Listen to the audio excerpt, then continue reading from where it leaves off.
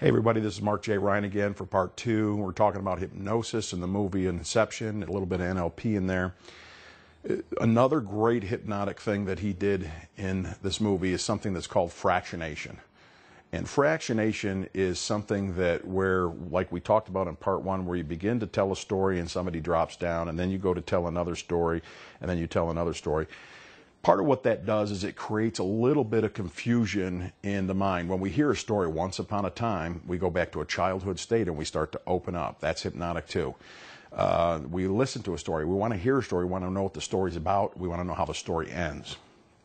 So as we start to get down to these levels, it wears out that conscious mind, that part that picks at the scab, the conscious part that overanalyzes stuff and wants to get in there and figure out how it works consciously. And we're saying, look, your fingernails grow by themselves, the hair on your arms grow, you blink, you swallow, something does that automatically without you having to think about that. So there's something taking care of you and knows your best interest. What we want to do is leave healing and change to that.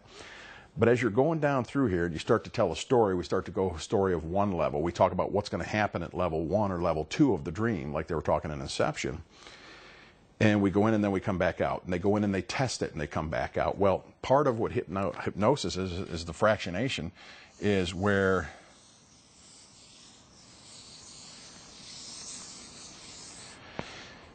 as you begin to go in and tell these stories, okay, people start to come out, and then you tell another story, and then they start to come out. So we're going down here, and then what we do is we'll go back to the story. When we go back to the story the second time, you're comfortable there. You've already been there one time. So you start to get more comfortable the second time you go down there.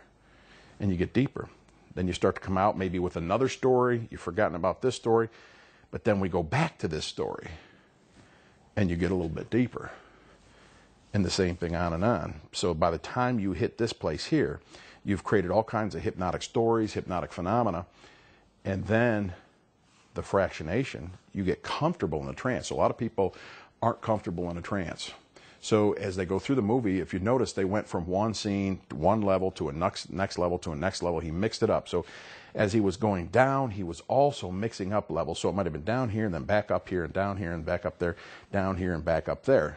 And that's kind of what he's doing to really solidify the trance. This is super powerful. This is super powerful.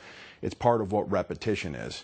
It's part of getting comfortable. When we go and we want to make a new habit, or we want to go into the unconscious mind, when we do it the first time, it might seem overwhelming. You think about a new job. You think about riding a bike, driving a stick shift. It's overwhelming.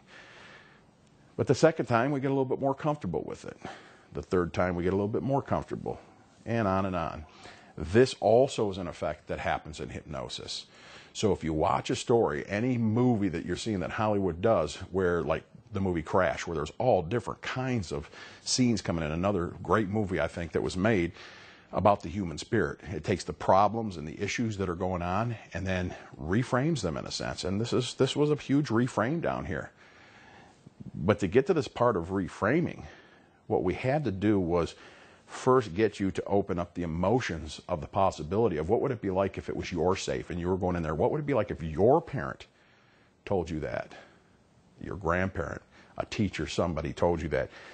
And what we'll do is the unconscious mind will generate this. But first, through going through these processes, back and forth, down through these stories, and then back up again, fractionation. Now, if he does a part 2, all he's got to do is just go through a couple of those stories, or a couple of the patterns of the stories, and we're going to be way deep down in a trance. So in the beginning of part 2, if he does part 2 of Inception or part 3, it gets you deeper and deeper. Now, some movies that doesn't work necessarily with.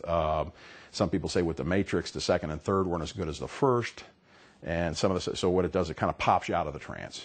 So it has to be on the same level of depth.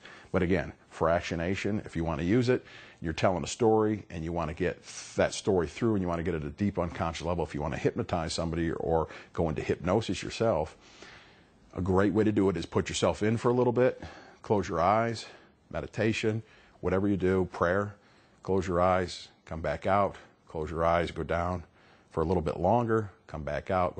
What happens is the unconscious mind anticipates this. It creates a response potential is what we call it, where the response is that now it's feeling so good being in these deeper states, being down here, it really does feel good in the body when you're in deep hypnotic trance. That a lot of people haven't felt those feelings in a long, long time in their life. So what they do is when they get down there, they realize how good it feels. When you bring them back up, they're like, no, take me back down. That effect was happening in the movie as well. You start to come back out and you get into the details and it's like, no, take me back down to that really deep level. Take me back down into the limbo in those deeper states. I want to know what's there, and there's something familiar there. And most of the people I talk to, they said, wow, it feels familiar. Yeah, because this is the process of what we do in our dreams and when we do in sleep and what we do in life, how we change. So again, we've got the U-trance, we've got fractionation. There's all kinds of things with hypnosis that we can learn and how it's being used today in a positive way. Years ago, they used to think electricity, the Amish still think electricity is of the devil, and so they don't use it. And a lot of times with hypnosis, people have thought that for years. It's not good. It's of the devil. No, it's how the mind works successfully. It's the study. NLP, hypnosis, is a study of how we can change and shift and how the mind works. And so if we can get away with the stigma and get away from the stigma of what that means to us or what we think it means and get into how this can help us and how it can benefit us, it's tremendous. It's amazing how you can use this in your own personal life in so many different ways. I'm Mark J. Ryan. Go to www.markjryan.com. Check out some of my videos and products, and you'll realize that this is something that I've been doing for a long time, and I've been creating videos in the last 4 years doing the same thing. Thanks. Come and see us for part 3.